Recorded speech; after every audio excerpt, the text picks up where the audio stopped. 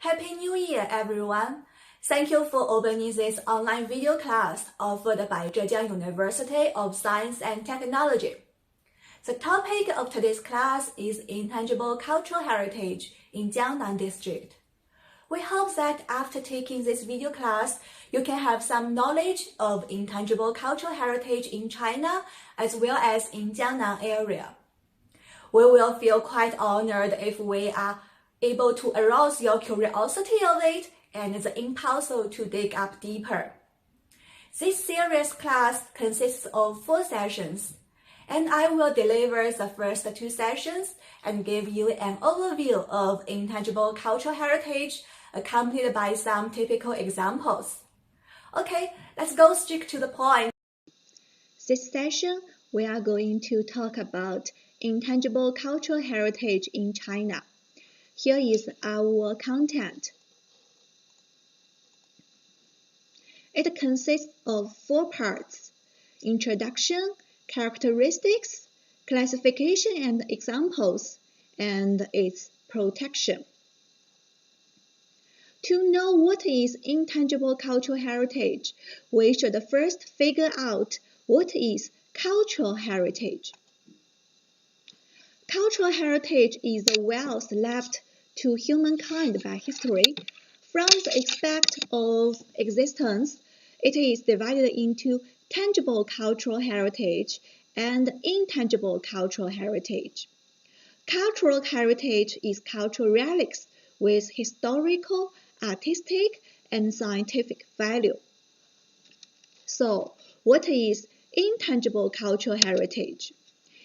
It refers to traditions or living expressions inherited from our ancestors and passed on to our descendants, such as oral traditions, performing arts, social practice, rituals, festive events, knowledge and practice concerning nature and the universe, on the knowledge and skills to produce traditional crafts. To help you to have a better knowledge of what is intangible cultural heritage, here are the examples listed by UNESCO's representative list of the intangible cultural heritage of humanity. After this, you will have a better knowledge of it. Here is the first example of China. This is Beijing Opera. Now let's see a short video of it first.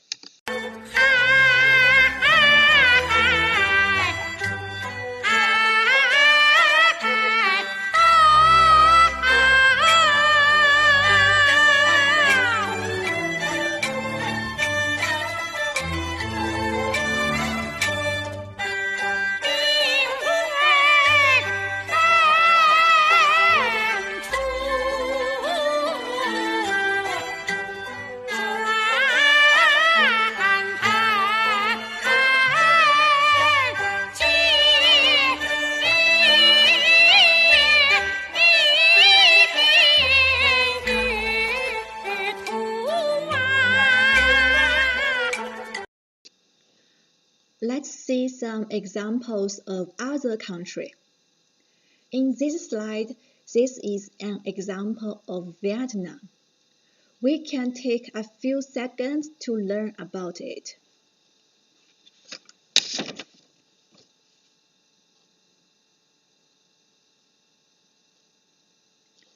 The tradition embodies spiritual solidarity and provides an occasion to acknowledge national origins and sources of Vietnamese cultural and moral identity. Here is another example. We can also take a few seconds to read it and learn about it.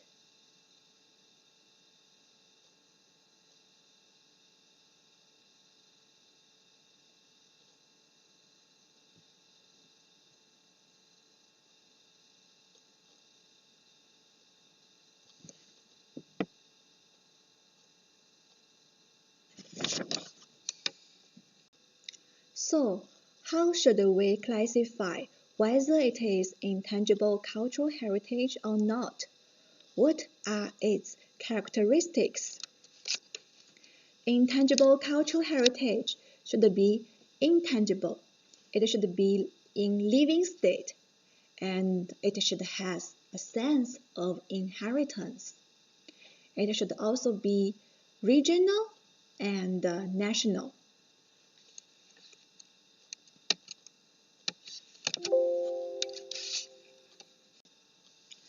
When we say intangible, it means that it should exist in an abstract and intangible form.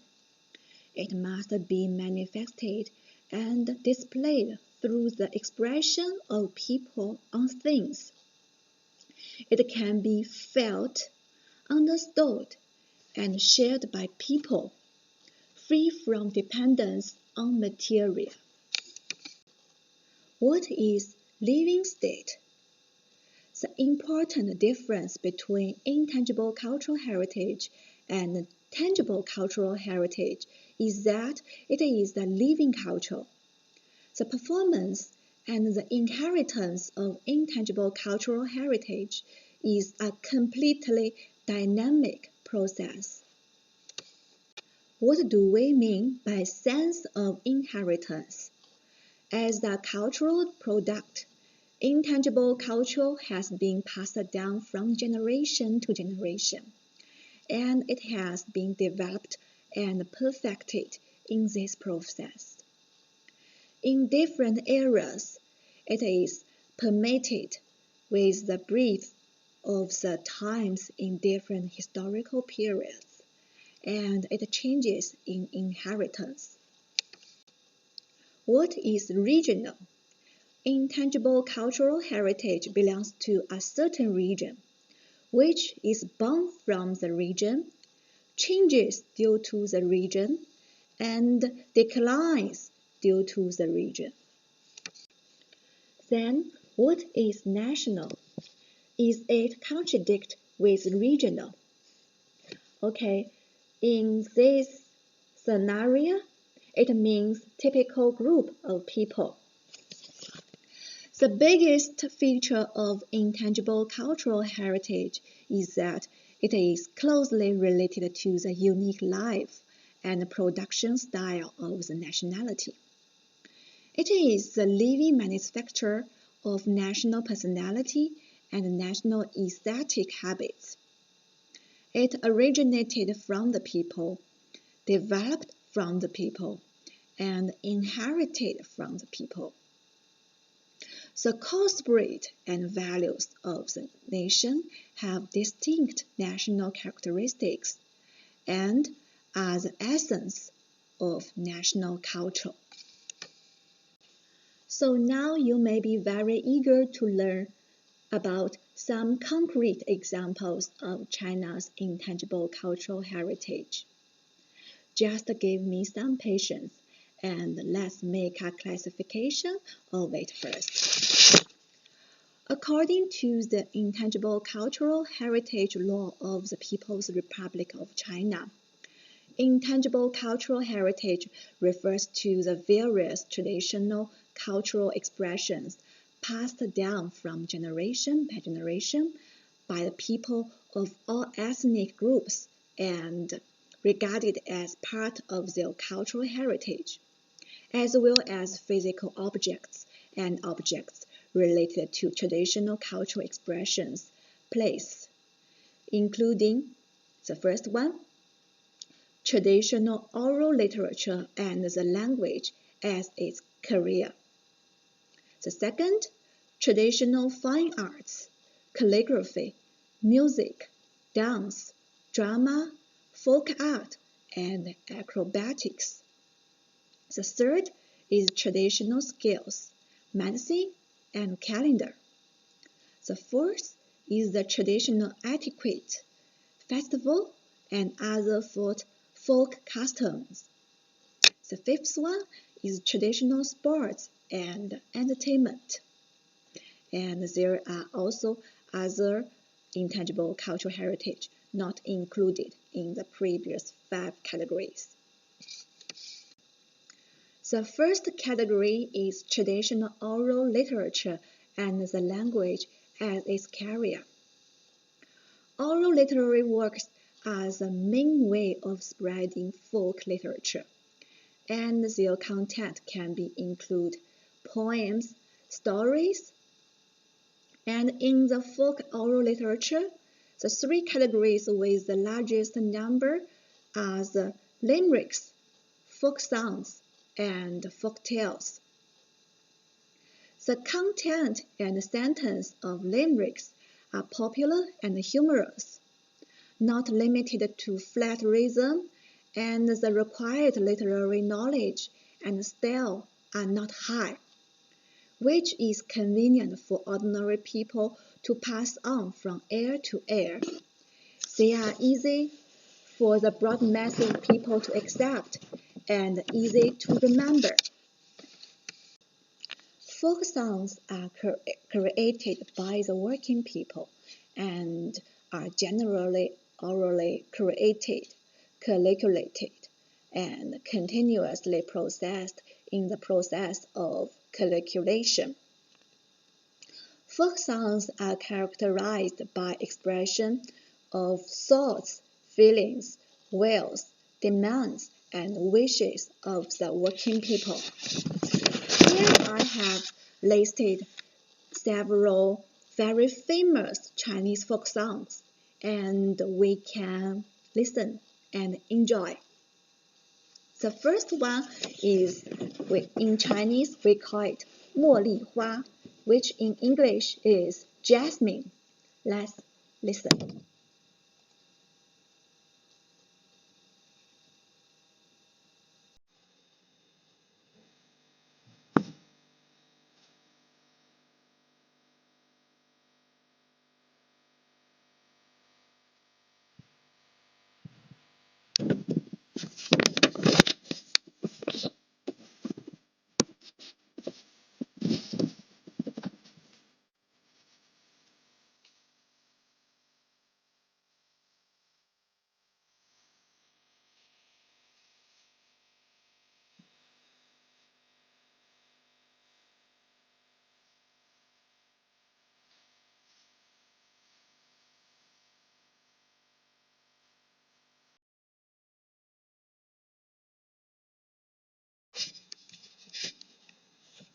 This song vividly portrays the love and sentiment of a gentle and virtuous girl attracted by the fragrant and beautiful jasmine flowers. Okay, now let's listen to the second one.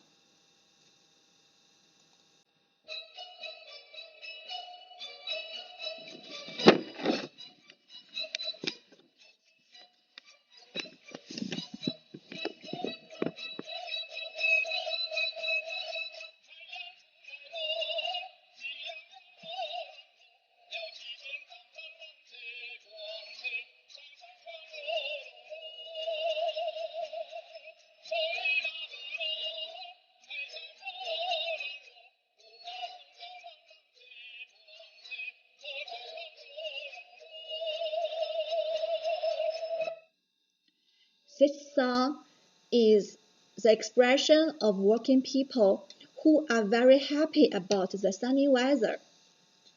It expresses the feelings of mountain people who love work and life. Now let's listen to the third song.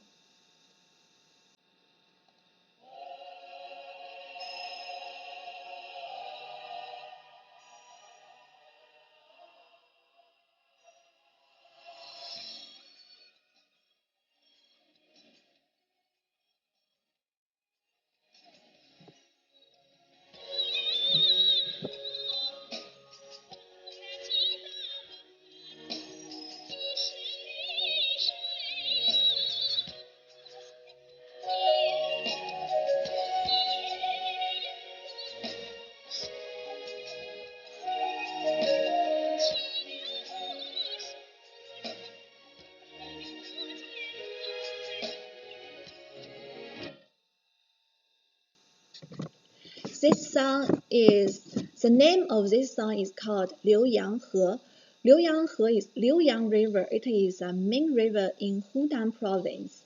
And this song inspires people to work hard and move forward. It also expresses people's love for their leadership. Now let's listen to the fourth song.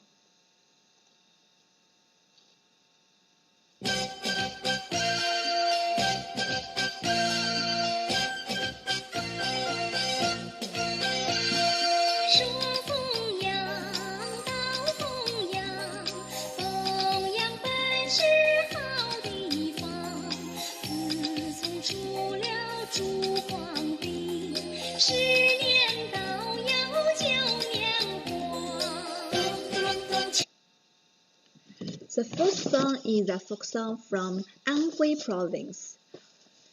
The name of it is Fengyang Huagu. Fengyang is the name of a place. Huagu means drum. So the song is The Drum of Fengyang.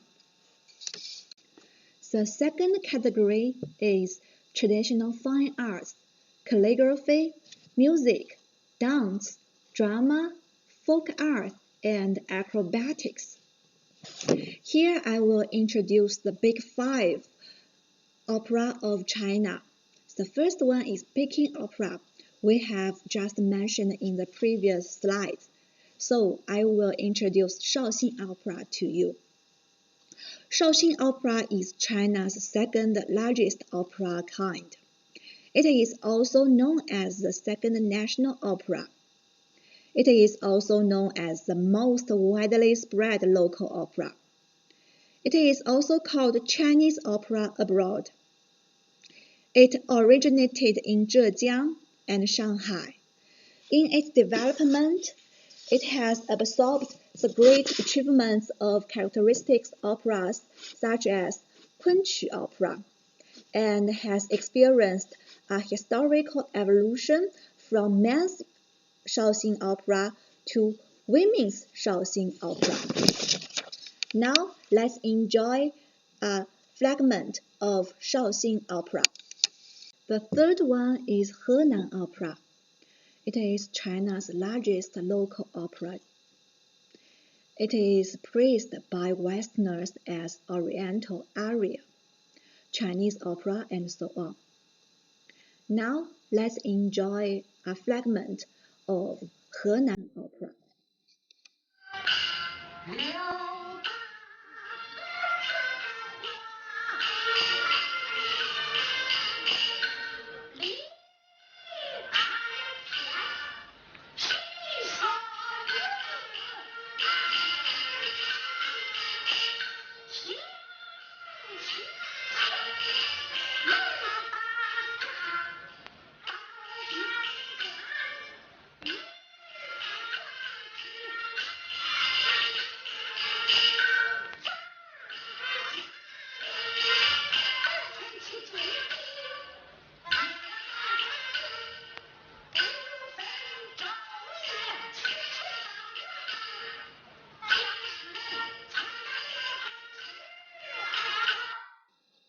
She is saying that women are as competent as men. Now I will introduce you the fourth opera, Ping opera. Ping opera is a kind of opera that has spread in northern China. It is one of the opera that the majority of people like to hear and is among the top 5 opera genres in China. Now Ping opera is still very popular in northern China and northeast China. Okay, let's also enjoy a fragment of Ping opera.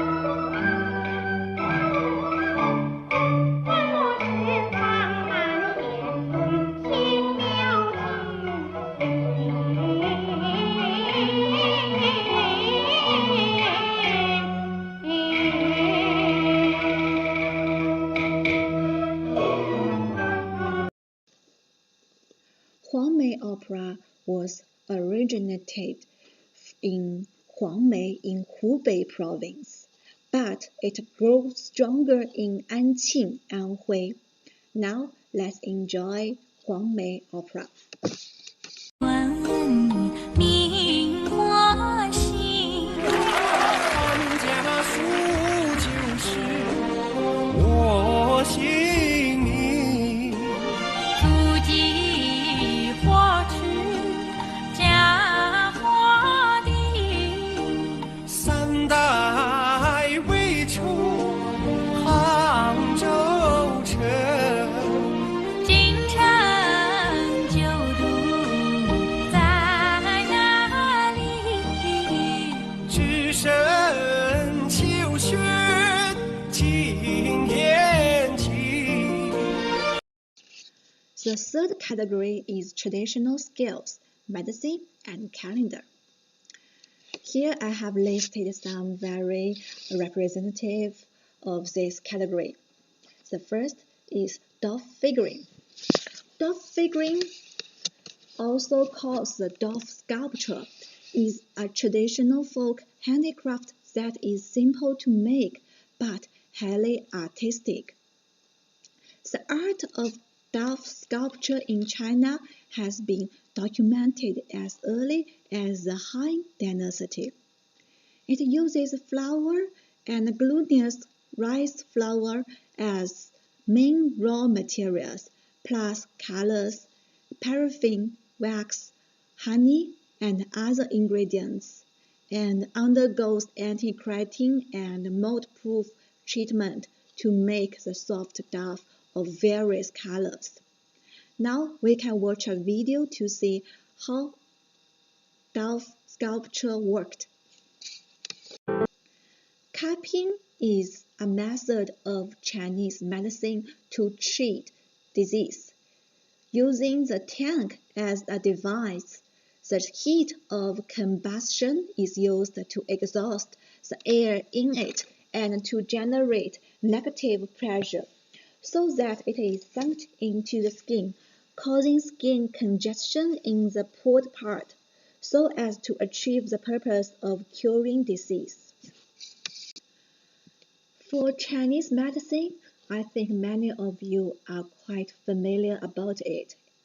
So, I will introduce the 24 solar terms. It is a kind of Chinese calendar. The 24 solar terms shows the relationship between the universe, seasons, climate, and agriculture, which is a unique creation by Chinese ancestors. Its establishment was closely associated with Chinese agricultural production. At the initial stage of agricultural development, people began to explore rules of nature since agricultural production was highly subject to seasonal changes. Thus, the 24 solar terms that can indicate the changes of seasons and climate came into being, and they were used to guide sowing, harvesting, and other agricultural activities. To date, it has functioned as an indispensable tool to guide the agricultural production in China. Here I have a video to introduce 24 solar terms. Let's have a look.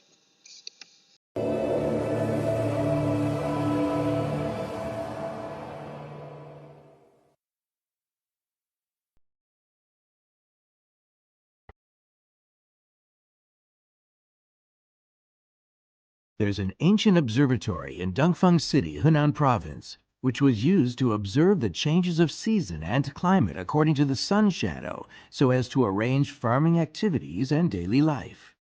Even today, it remains an important cultural space for young generations to learn the 24 solar terms. The 24 solar terms is a knowledge system and social practices through which the Chinese organize their perception of astronomical laws and their relation with the natural world. Ancient Chinese divided the circle of the annual motion of the sun into 24 equal segments. Each segment was called a jieqi, or solar term.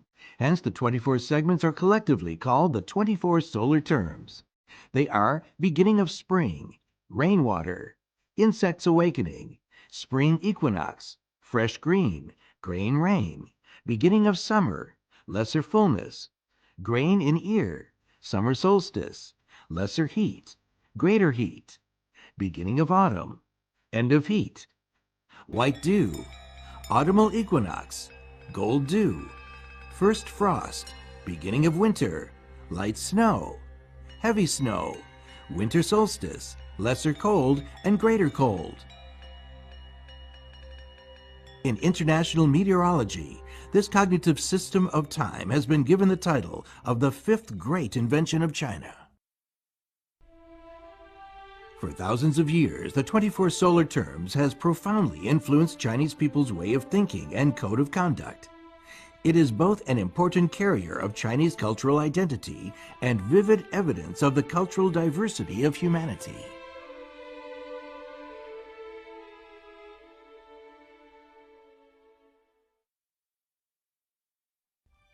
The 24 solar terms originated in the Yellow River Reaches. The criteria for its formulation were the observation of changes of astronomical time sequence, air temperature, precipitation, as well as other local natural phenomena. It was progressively applied as a time directory in the production and life of agricultural society and then shared by many ethnic groups.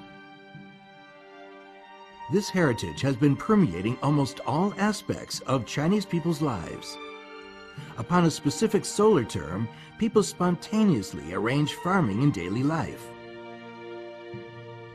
Thus, this traditional knowledge is sustained through ritual practices and folk activities.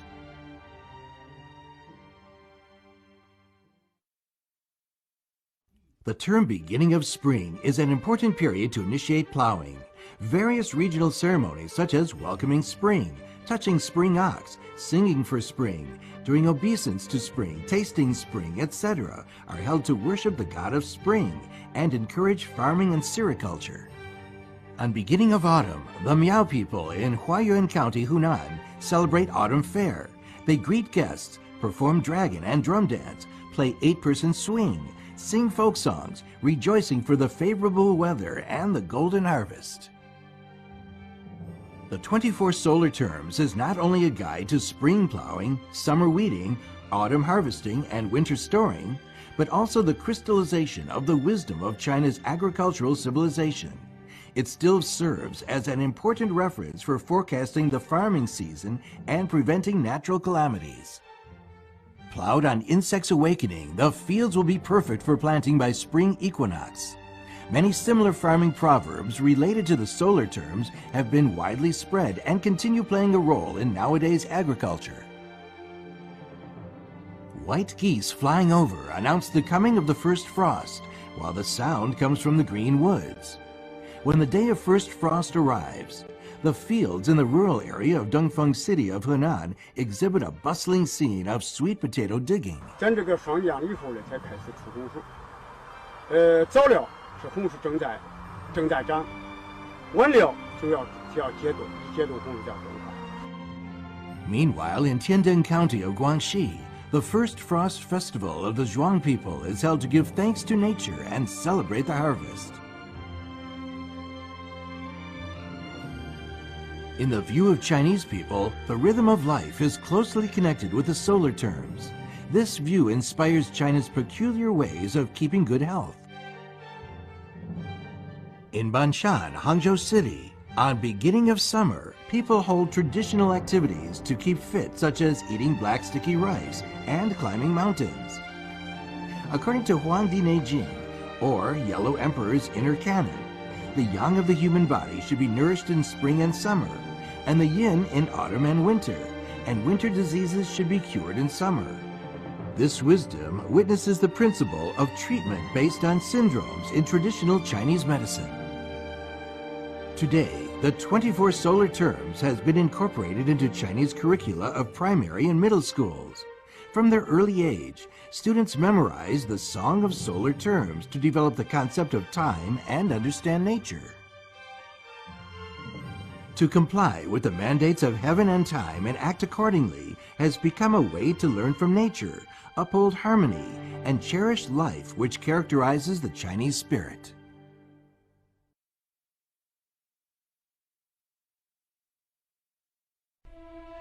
The concepts of unity of heaven and man and circulation of the yin and the yang in traditional Chinese philosophy are the core thinking behind the 24 solar terms, which express the cultural spirit of harmony between man and between man and nature.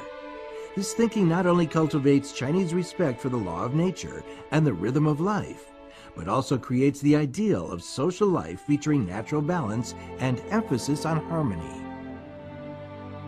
The 24 solar terms is a vehicle of traditional knowledge and folk wisdom such as astronomy, farming, sericulture, natural history, first education, arithmetic, and healthcare.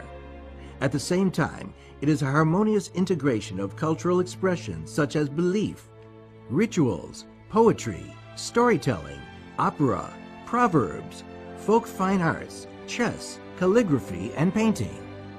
This heritage has inspired the cultural creativity of modern Chinese. It has nourished the growth of public sculpture, architectural decoration, music and dance, literature, film and TV production, children's picture books, and even the latest digital applications.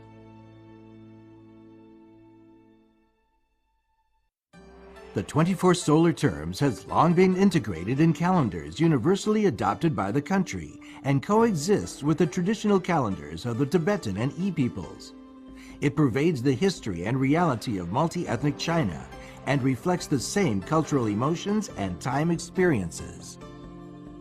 On beginning of spring, the spring tellers of Xiqian County, Guizhou Province go from door to door, talking and singing melodies in Dong, Tujia, Miao, Gulao, and other ethnic languages to pray for a good harvest and a vivid display of harmony among different ethnic groups.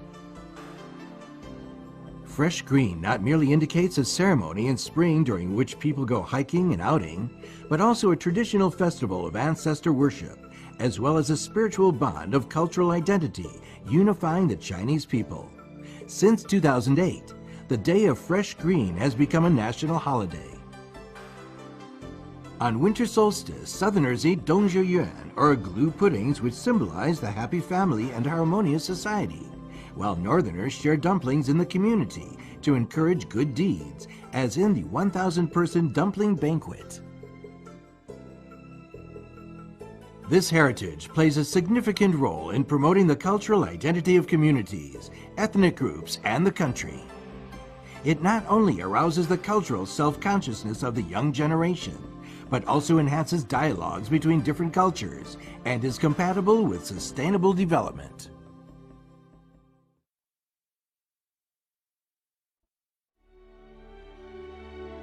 To ensure the intergenerational transmission and viability of the heritage, with participation of communities, groups, and individuals concerned, we draw up a 5-year safeguarding plan featuring the following measures.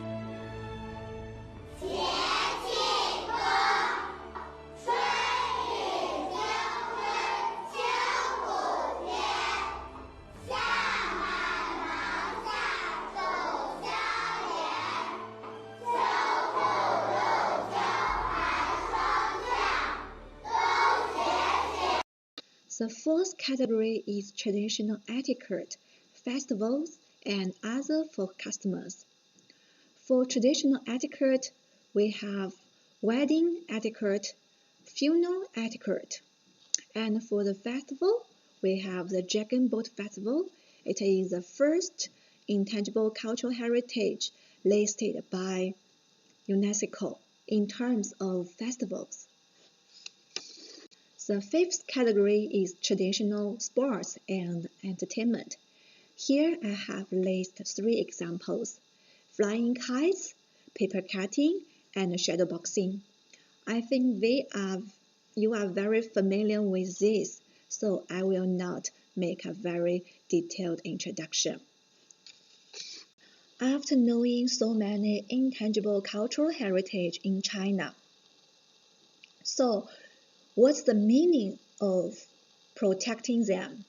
Here I have listed 3 meanings: identity of a nation, protect cultural diversity, and strengthen national cohesion.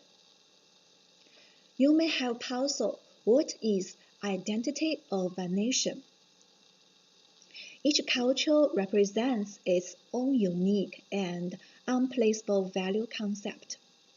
Because the tradition and expression of each nation is the most effective means to prove its existence in the world. So we can see that intangible cultural heritage helps to identify a nation. So how about protecting cultural diversity? Cultural diversity has created a colorful world, which gives humans more choice to improve their ability and form values, and thus becomes a major driving force for the sustainable development of communities, nations, and countries. And the cultural diversity that flourishes in an environment of democracy, tolerance, social justice, and mutual respect among nations and cultures is unplaceable to peace and security at the local, national, and international level. So, in terms of national cohesion, the development of any social group requires cohesion, and the cohesion of a group or nation comes from cultural identity. The protection of intangible cultural heritage we are carrying out today should not only play an important role in protecting the various traditional art forms accumulated in China over thousands of years, but also fully consider that these traditional expressions are inheriting Chinese civilization.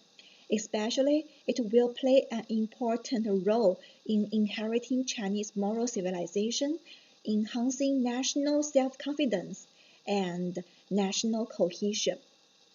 So, we are talking about Chinese intangible cultural heritage, and I think the meaning of protecting them also applies to the protection of the intangible cultural heritage of your country.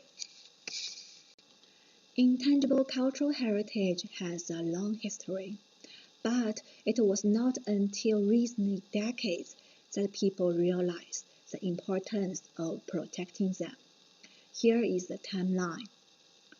In 1970s, people started the classification of tangible and intangible cultural heritage. Then it was in 1980s there was proposal on the protection of tradition and folk culture. Then at the beginning of 1990s, we established living human wealth system. And in mid and late 1990s, we have the regulation on representative of oral and intangible heritage of humanity. Then comes the important day, October 17, 2003. We have the Convention for the Safeguarding of Intangible Cultural Heritage. Here is an example of intangible cultural heritage protection in China. The example is mill embroidery. In 2013, a team from the Product Design Department of Hunan University of Technology came to Hunan Xiangxi Chujia and Miao Autonomous Prefecture to investigate the development of local intangible cultural heritage.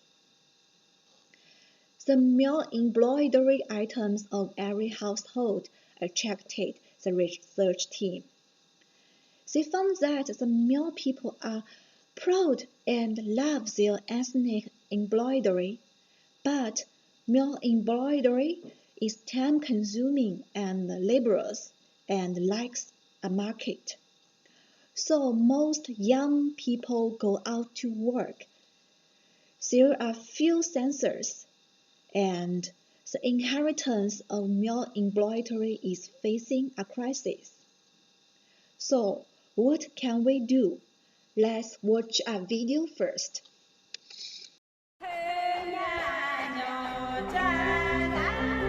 China is a unified, multi-ethnic country. In this fertile land of harmony and diversity, the cultures of various nationalities complement each other.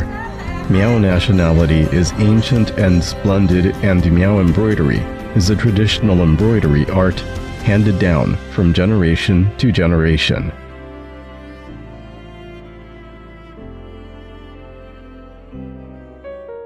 Miao embroidery originated from the national totem worship known as historical books on the body. Miao embroidery has become an important carrier to reflect the pursuit of happiness, longevity, and other good wishes, and to record the development of the Miao nationality because of their lack of writing and several migrations in history.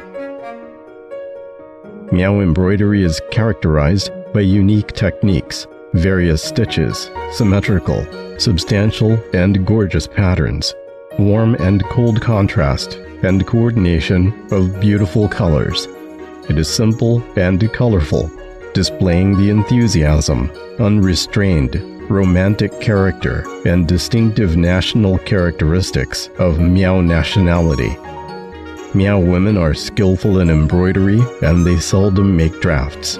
A piece of embroidery is often completed by using several stitches and techniques, which fully demonstrates the high-quality craftsmanship of Miao women. Miao embroidery is different from the other four embroideries in China. It is mainly done on clothes, and its patterns tend to be abstract and freehand. However, Su embroidery and Yue embroidery are more realistic, and their colors are more elegant than those in Miao embroidery, but they are mostly used for decoration and ornamental purposes. With continuous changes in people's aesthetic concept and taste, Miao embroidery skills have not disappeared in the torrent of social development. On the contrary, they develop with the times, leading the Miao nationality in the new era to embark on an industrialized road to get rid of poverty. On May 20, 2006, Miao embroidery was listed in the first batch of Intangible Cultural Heritage list of China. Now, many enterprises have established long-term cooperative relations with poor villages and embroidery artistes, selling Miao embroidery works at home and abroad, and leading the Miao nationality out of poverty. At the same time, the local Miao people also set up Miao embroidery companies to promote local employment, and some companies can earn more than 1 million yuan annually. Miao embroidery has also entered people's life through more and more novel ways. Some Miao embroidery cultural creations are popular among the youth as well. Nowadays, Miao embroidery is contributing to the Miao nationality's pursuit for a happy and healthy life.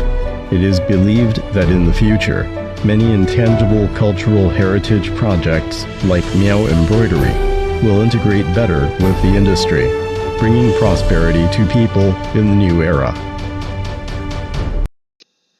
By combining traditional craft products with modern design, encouraging, innovating, and transforming, the Miao embroidery has gained a new life.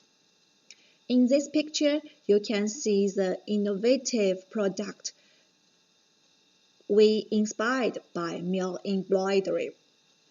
Actually, the problems encountered by Miao embroidery in Western Hunan also is the dilemmas encountered by most intangible cultural heritage. If intangible cultural heritage cannot develop products that conform to modern aesthetic without losing its root. It will be difficult to open the market, and the enthusiasm of young inheritors will be discouraged.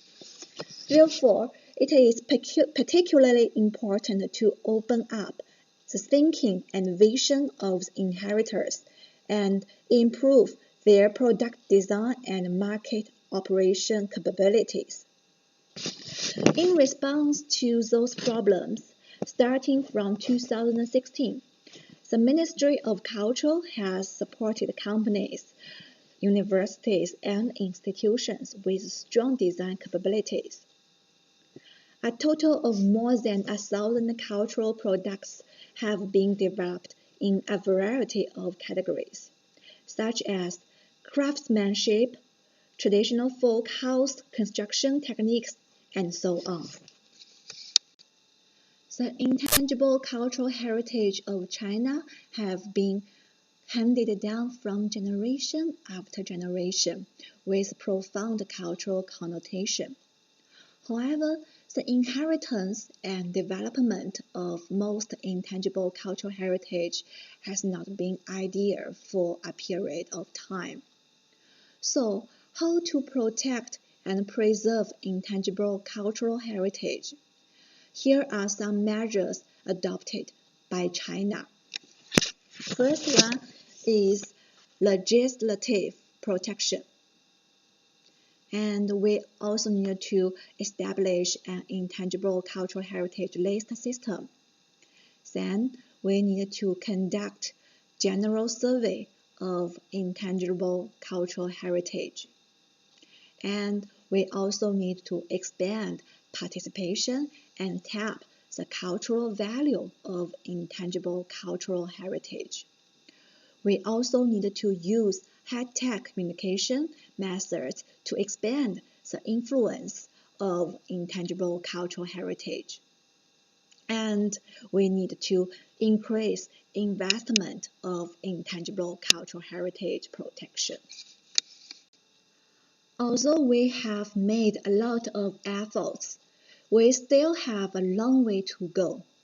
Okay, so much for this session. Thank you so much for listening. See you in the next session.